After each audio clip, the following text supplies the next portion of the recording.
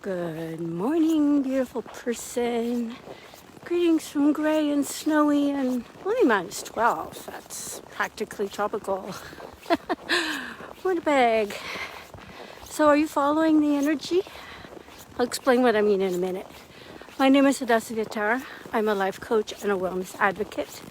And I help beautiful people like you refresh their life. And what do I mean by that? My mother passed away from complications of diabetes at the age of 69, and she never got to see my kids grow up. And it wasn't because she didn't know how to take care of herself. Of course she did. We all do. We're grown-ups. Sorry, my face is so red. But yeah, by the time she started doing things to take care of herself, it was too late. So I don't want that to happen to me, and I don't want that to happen to you. And that's why I'm here every day, except 6, talking to you about health, about mindset, about all the things. Put this like that. I don't have to carry it. And those purple gloves are in my pocket. Okay, no more distractions. Squirrel.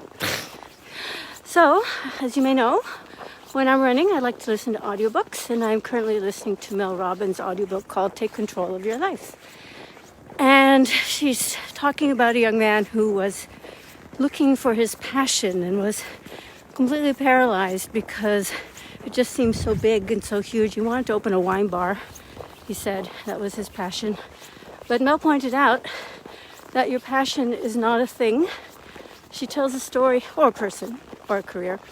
She tells a story of how when she was hating her job as a lawyer, she totally loved small-town coffee shops. And so she went to those coffee shops, and it made her feel really happy. And because the owners worked there, and I knew everyone who was local, and so on. So she thought she wanted to open that kind of coffee shop and bakery.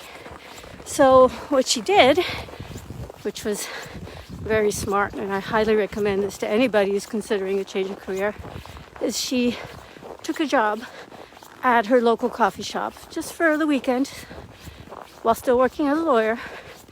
And what she discovered is that she actually hated the work. She hated, what was it? She hated having to keep replacing the napkins. She hated having to take out the garbage. She hated lots and lots of things that had to do with it. So she lasted there for about a week. And what did she say? She said she didn't like how she smelled like a carrot muffin at the end of her shift.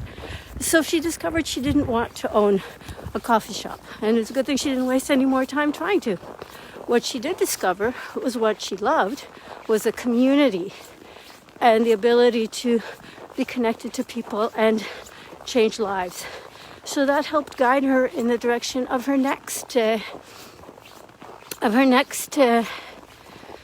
sorry, I've got messages coming in. Should turn that off. Oh well. Her next, the next step. And she uses this beautiful visual of Lego blocks. You're not taking huge leaps over in chasm in general. Sometimes you are, but generally speaking, to change your life, you take small steps. You build brick by brick, Lego brick after Lego brick. You don't make huge, gigantic leaps. And the thing is that because your mind thinks you're going to take a huge, gigantic leap and that that's what you have to do in order to make this change, it paralyzes you, because who wants to take a huge, gigantic leap? It's scary.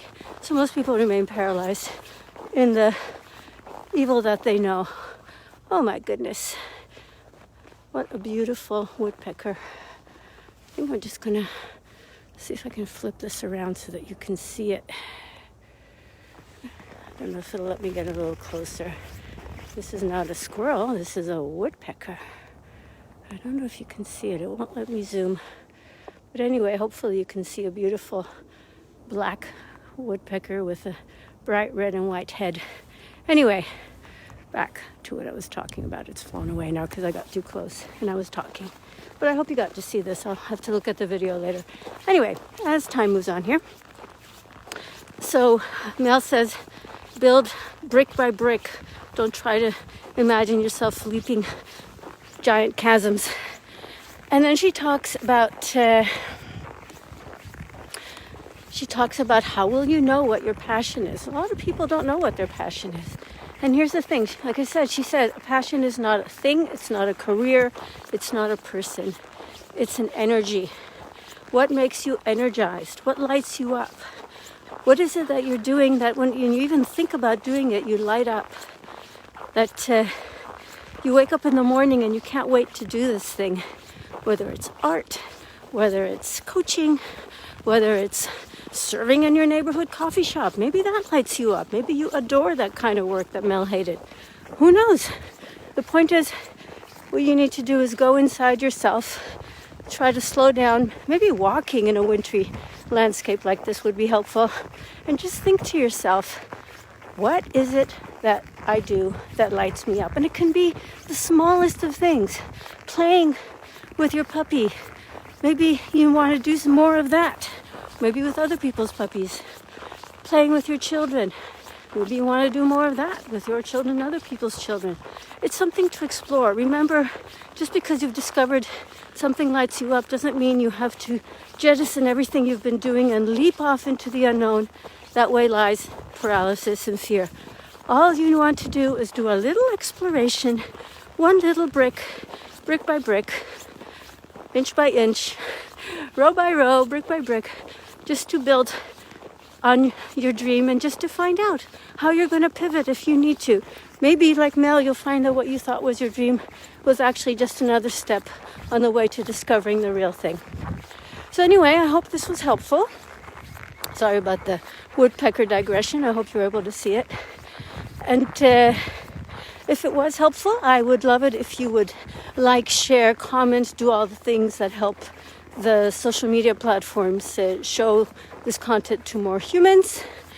And if you are feeling stressed out, as many of us are these days, I have a PDF that I made with 13 of my favorite stress relievers.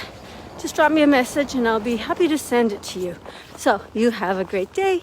Remember, I love you, and I'll talk to you again tomorrow. Bye.